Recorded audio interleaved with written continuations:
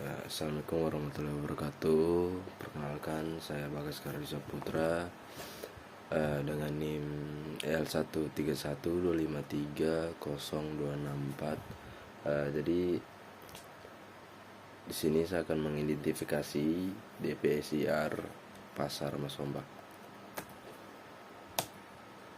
Jadi Pasar Masomba merupakan salah satu pasar tradisional di Kota Palu yang berperan penting sebagai pusat distribusi barang kebutuhan pokok masyarakat. Pasar ini memiliki peran ganda, yaitu sebagai pusat kegiatan ekonomi rakyat sekaligus sebagai sarana interaksi sosial masyarakat. Namun, seiring meningkatnya jumlah penduduk dan kebutuhan, aktivitas di pasar semakin padat sehingga menimbulkan berbagai permasalahan seperti driving force, pressure, state, impact, response. Nah, pertama itu driving force atau faktor pendorong. Faktor pendorong utama yang mempengaruhi dinamika pasar Masomba antara lain: yang pertama, pertumbuhan jumlah penduduk di wilayah yang meningkatkan kebutuhan barang pokok. Yang kedua, kegiatan ekonomi masyarakat yang bergantung pada perdagangan pasar tradisional. Yang ketiga, perkembangan kota yang menyebabkan meningkatnya jumlah pedagang dan pembeli. Yang keempat, persaingan dengan pasar modern yang mendorong pasar tradisional untuk tetap bertahan. Terus yang poin kedua adalah pressure atau tekanan. Akibat adanya faktor pendorong, timbul tekanan terhadap kondisi pasar. Di antaranya, yang pertama, timbunan sampah pasar yang tertangani dengan cukup baik. Yang kedua, keterbatasan sarana dan prasarana pasar seperti drainase, toilet, dan parkiran. Yang ketiga, kepadatan pedagang yang menyebabkan tata ruang tidak teratur. Yang keempat, persaingan harga dengan pasar modern yang menekan daya saing pedagang kecil. Yang ketiga itu adalah state atau kondisi. Kondisi pasar Masomba saat ini dapat digambarkan sebagai berikut. Yang pertama, kebersihan pasar masih kurang terjaga karena pengelolaan sampah belum optimal. Yang kedua, drainase sering tersumbat jika terjadinya curah hujan yang tinggi, sehingga menimbulkan luapan sampah dan bau tak sedap. Yang ketiga, tata ruang pedagang kurang teratur sehingga menimbulkan kesemrawutan. Yang keempat, fasilitas publik seperti tempat parkir, toilet umum, dan tempat cuci tangan masih terbatas. Nah, yang keempat itu adalah impact atau dampak. Permasalahan yang ada menimbulkan dampak bagi masyarakat, antara lain: yang pertama, menurunnya kenyamanan pengunjung sehingga jumlah pembeli berkurang. Nah, yang kedua, timbulnya masalah kesehatan akibat lingkungan yang kurang bersih, terutama di bagian jual beli hewan ternak. Yang ketiga, meningkatnya risiko pencemaran lingkungan sekitar pasar.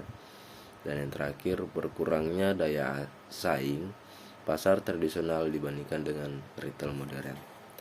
Nah, yang terakhir adalah respon. Pun untuk mengatasi permasalahan tersebut, beberapa langkah respon yang dapat dilakukan adalah: yang pertama, meningkatkan pengelolaan sampah dengan sistem pemilahan dan pengangkutan teratur. Dan yang kedua, penataan ulang zonasi pedagang agar lebih tertib dan rapi. Yang ketiga, perbaikan infrastruktur pasar seperti drainase, toilet umum, dan fasilitas kebersihan.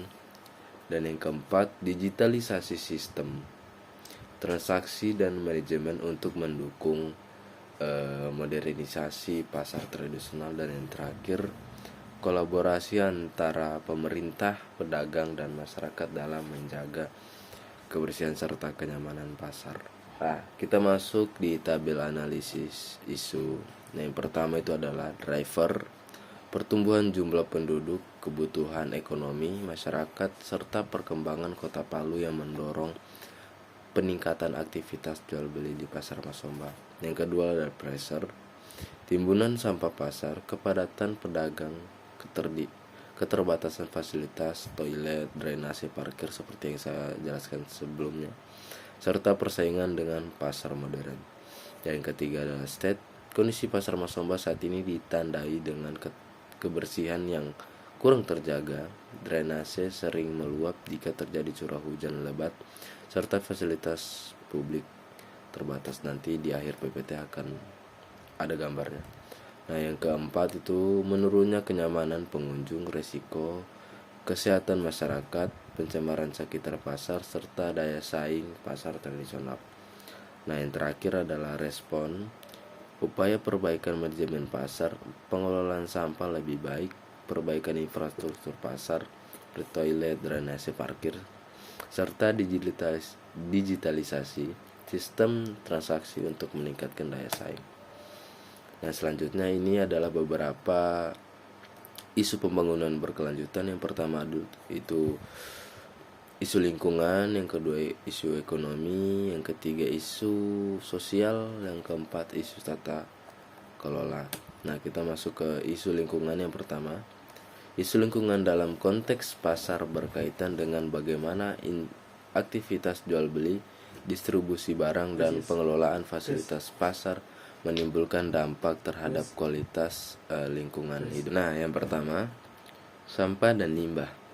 Pasar tradisional biasanya menghasilkan sampah organik seperti sayuran, buah, dan daging dan ikan, serta sampah anorganik seperti plastik, styrofoam.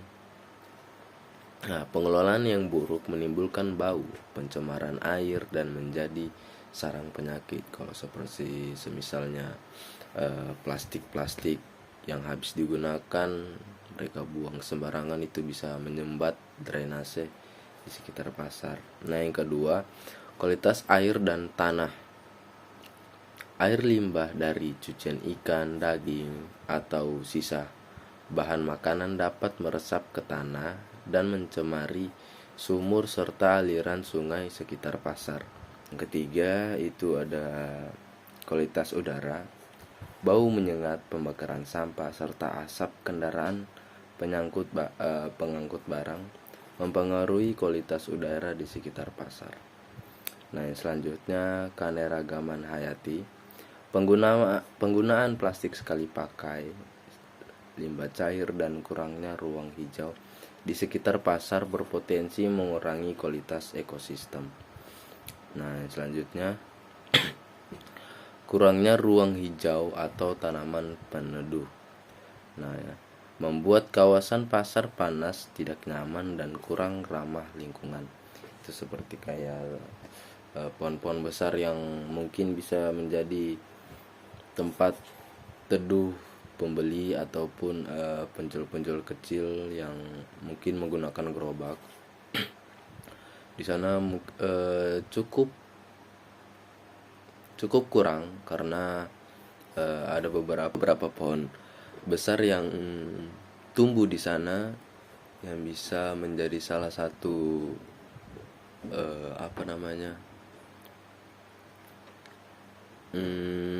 tempat peneduh bagi masyarakat. Namun di sana yang hasil turun lapangan kemarin saya lihat dijadikan parkiran, sehingga di bawah pohon itu hanya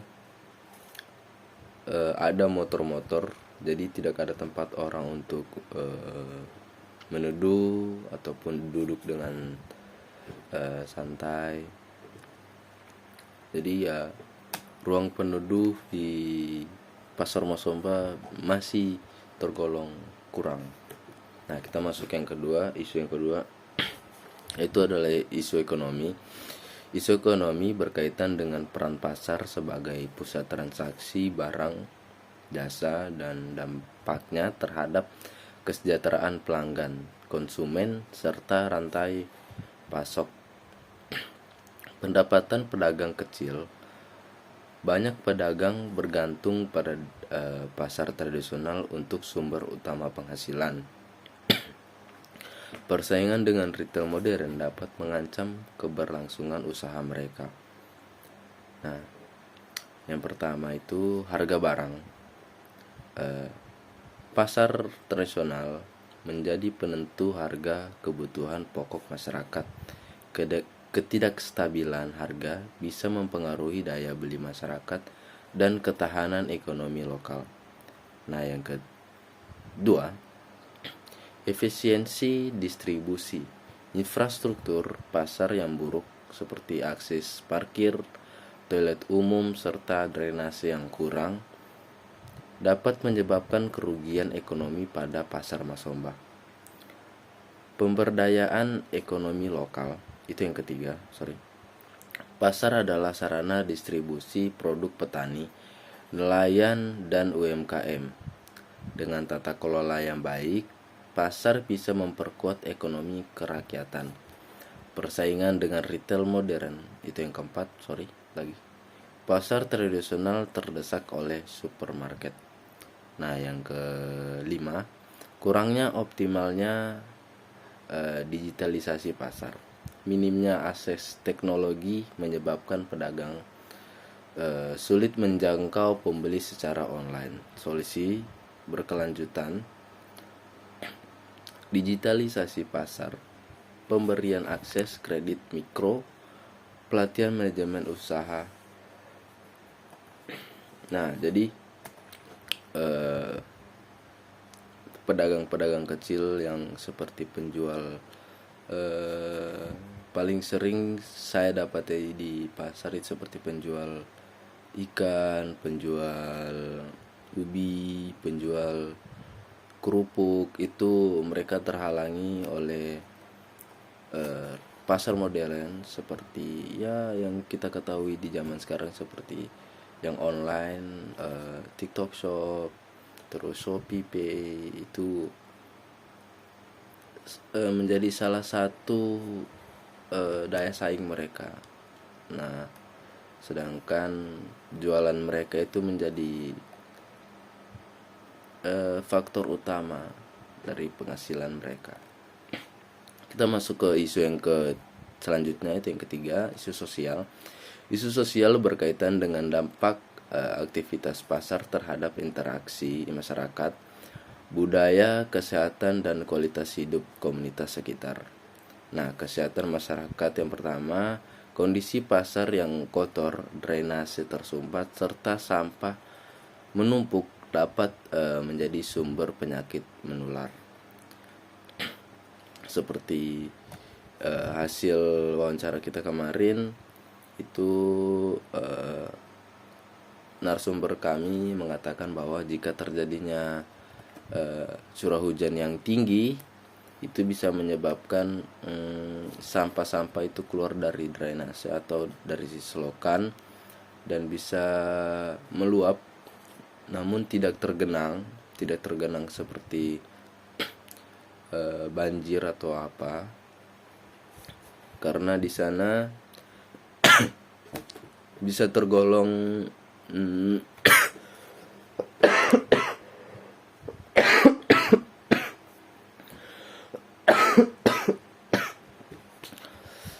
karena di sana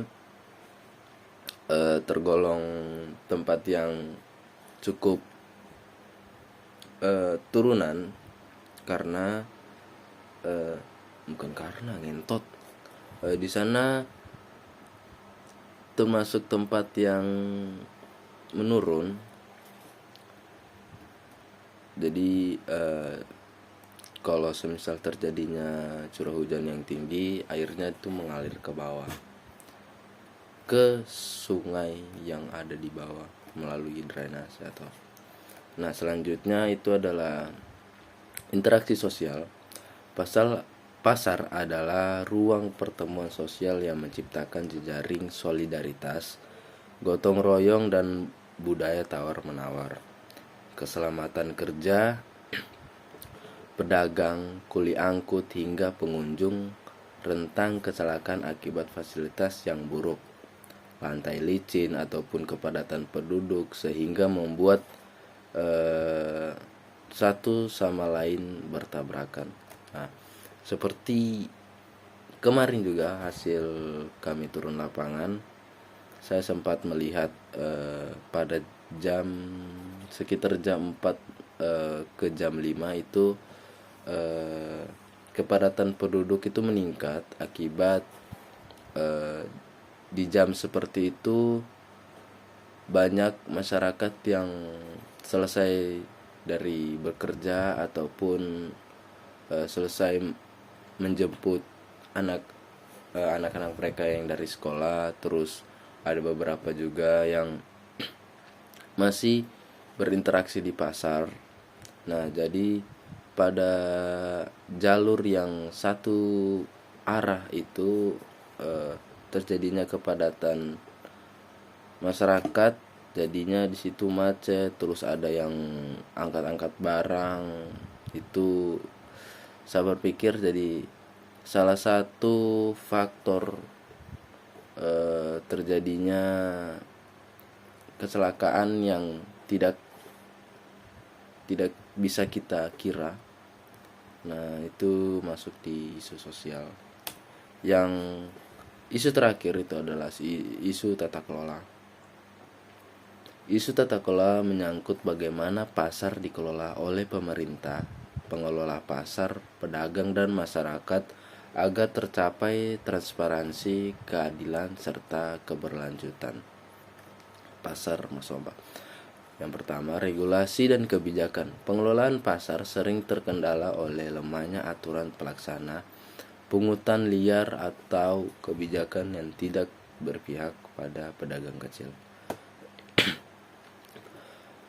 Yang kedua, transparansi retribusi. Ini yang seperti sebelumnya, banyak pedagang mengeluh tidak jelasnya penggunaan uang retribusi harian atau bulanan yang mereka bayarkan.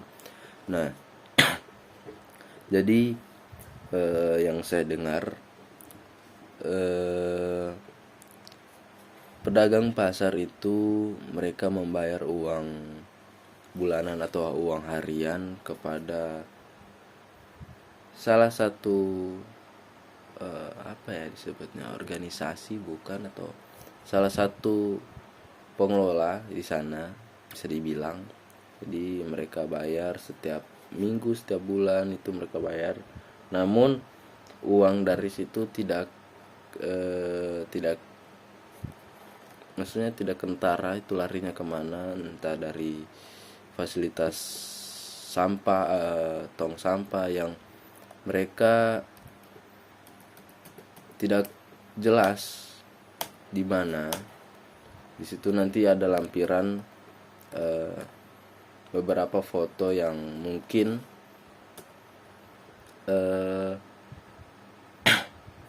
bisa menjelaskan itu sampah di sana itu kurang teratur. Namun baiknya di sana setiap harinya ada yang mengangkut sampah setiap sore. Namun yang menjadi hambatan itu, yang saya dengar dari wawancara kemarin, petugas yang mengambil sampah itu kadang jika tidak ada diberikan uang bensin oleh atasan mereka kadang datangnya itu subuh ataupun agak siangan. Jadi itu menjadi salah satu faktor kemacetan yang ada di pasar. Dan juga menjadi salah satu faktor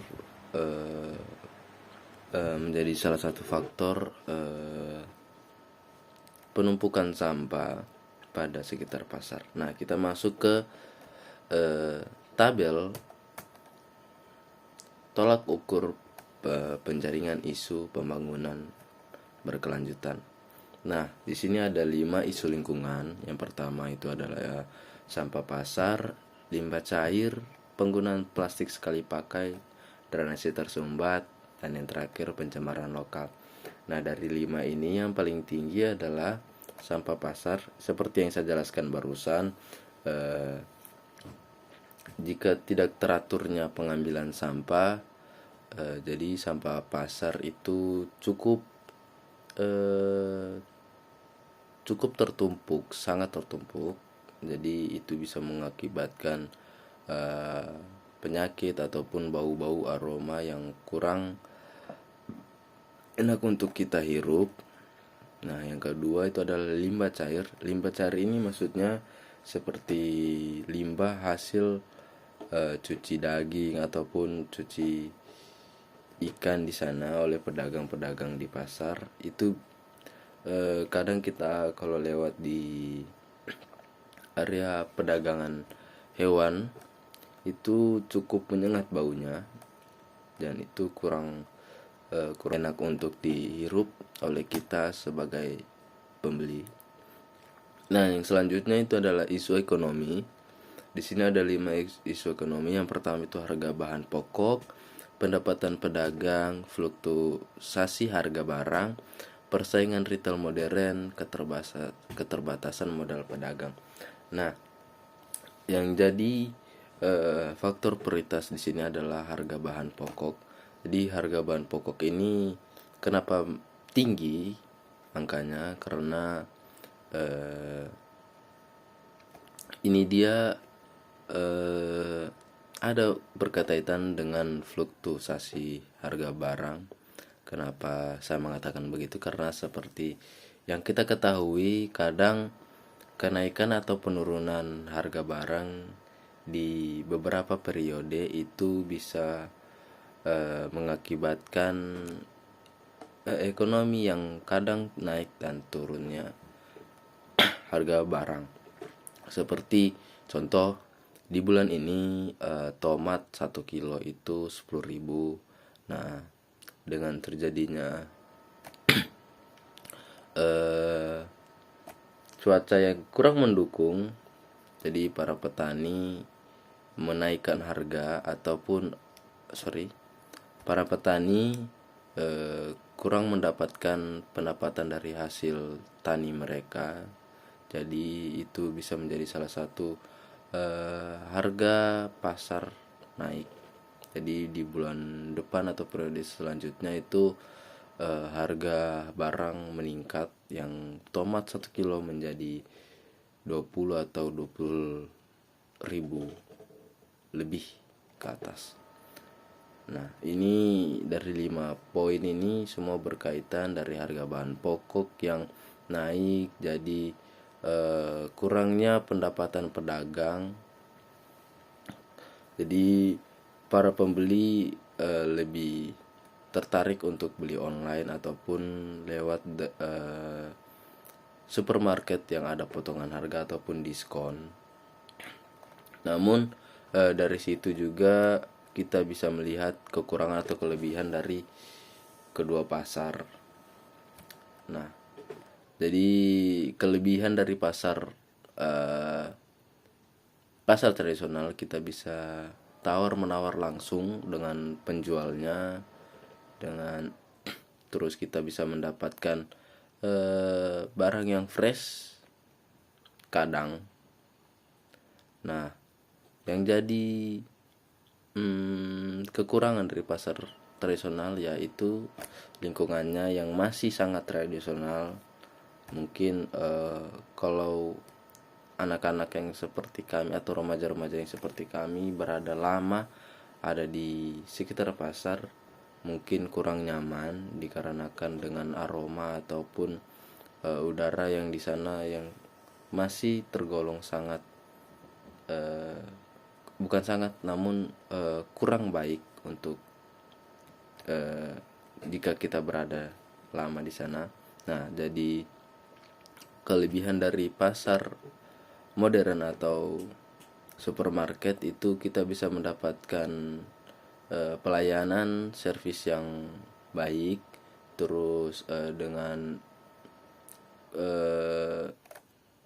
kualitas udara yang sangat baik karena di ruangan yang ber-AC. Terus kita bisa mendapatkan barang-barang yang bersih dikarenakan sudah melalui beberapa tahap pengecekan dari beberapa pabrik ataupun perusahaan yang mengelola. Nah, kita masuk ke isu yang selanjutnya, itu adalah isu sosial. Yang pertama itu adalah kesehatan masyarakat, yang kedua akses dan keadilan lapak, yang ketiga kesehatan kerja pedagang, perubahan gaya hidup konsumen, dan yang terakhir interaksi sosial. Nah, yang paling tinggi dari isu ini adalah kesehatan masyarakat. Kenapa? Nah, yang seperti saya jelaskan tadi, di pasar Masomba itu di pasar Masomba yang seperti saya jelaskan tadi, masih ada beberapa kekurangan yang seperti sampah yang menumpuk, drainase yang tersumbat jika terjadinya curah hujan yang lebat ataupun yang lama, terus kepadatan penduduk yang mungkin bisa menjadi salah satu faktor keselamatan kerja pedagang yang turun atau yang meningkat. Terus nah, kita masuk ke isu tata kelola. Di sini ada fasilitas pasar, tata kelola retribusi, terus kita masuk yang isu terakhir yaitu isu tata kelola. Yang pertama itu adalah fasilitas pasar, tata kelola retribusi, transparansi pengelolaan pasar, keamanan dan ketertiban, dan yang terakhir partisipasi pedagang dan masyarakat. Nah, yang paling tinggi di sini adalah fasilitas pasar. Kita masuk ke tabel prioritas. Yang pertama itu adalah fasilitas pasar, yang kedua adalah sampah pasar, yang ketiga harga bahan pokok, yang keempat penggunaan plastik sekali pakai, yang kelima kesehatan masyarakat, dan yang keenam fluktuasi harga barang, yang ketujuh limbah cair, yang kedelapan pendapatan pedagang. Nah, di sini saya akan jelaskan yang pertama, fasilitas pasar. Nah, kebijakan yang seharusnya dilakukan adalah peningkatan kualitas dan kuantitas fasilitas pasar, fasilitas umum di pasar seperti toilet umum yang mungkin kurang nampak oleh pengunjung ataupun sebagai pembeli. Nah, strateginya itu adalah renovasi, perawatan berkala, dan penyediaan sarana pendukung. Seperti Dena yang mengatakan bahwa di sana itu adalah ada toilet, di sini ada toilet, di sini ada lahan parkir, di sini ada tong sampah.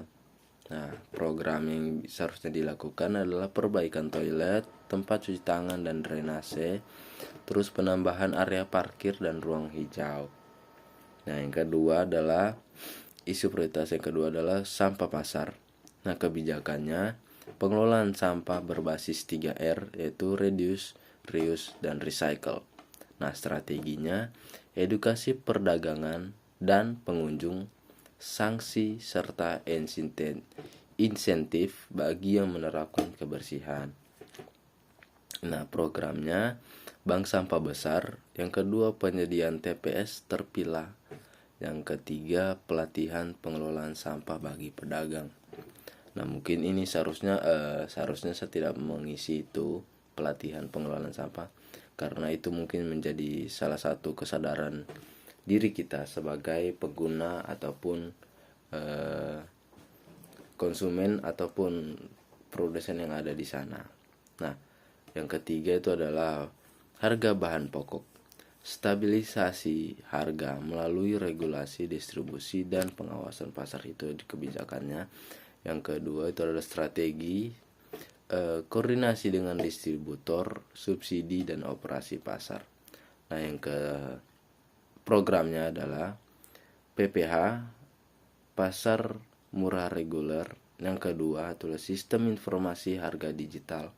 Yang ketiga itu adalah subsidi bahan pokok tertentu. Isu yang keempat adalah penggunaan plastik sekali pakai. Pengurangan penggunaan plastik sekali pakai di pasar, itu kebijakannya. Strateginya adalah penyediaan alternatif ramah lingkungan dan aturan pembatasan plastik. Nah, yang ke programnya adalah program kantong belanja ramah lingkungan. Itu seperti yang kita lihat ada di Indomaret ataupun supermarket yang sering kita jumpai, itu mereka menyediakan program kantong belanja ramah lingkungan yang bisa digunakan beberapa kali, tidak seperti kantong plastik yang mungkin jika terkena cairan ataupun minyak-minyak di dalam plastik itu sudah langsung dibuang. Kelima adalah kesehatan masyarakat. Adalah penguatan sanitasi dan layanan kesehatan di pasar. Strateginya, pemeriksaan rutin, penyediaan pos kesehatan, peningkatan standar kebersihan. Nah, programnya adalah ya tentu saja pos kesehatan pasar. Nah, yang keenam, isu prioritas setelah fluktuasi harga barang. Kebijakan pengendalian distribusi barang agar harga stabil. Nah, yang seperti yang saya jelaskan tadi. Nah, strateginya adalah diversifikasi sumber pasokan dan kerjasama dengan produsen lokal. Nah, program ini harus dilakukan adalah sistem gudang penyimpanan bahan pangan. Jadi mungkin jika ada barang yang kurang, mungkin ada beberapa pedagang yang menaikkan harga ataupun menurunkan harga agar bisa cepat habis. Nah, adanya gudang penyimpanan bahan pangan ini sudah tersedianya bahan jikalau kurangnya ataupun habisnya barang yang mereka jual. Nah, yang ketujuh adalah limbah cair. Kebijakannya adalah pengendalian limbah cair agar tidak mencemari lingkungan. Yang strateginya penyediaan instalasi pengelolaan air limbah IPAL sederhana di pasar. Nah, programnya adalah IPAL mini pasar. Yang kedua, saluran limbah khusus daging dan ikan. 8 itu adalah isu prioritasnya adalah pendapatan pedagang. Kebijakannya perlindungan dan pemberdayaan ekonomi pedagang pasar. Strateginya pendampingan usaha mikro, akses permodalan, pelatihan manajemen dan usaha.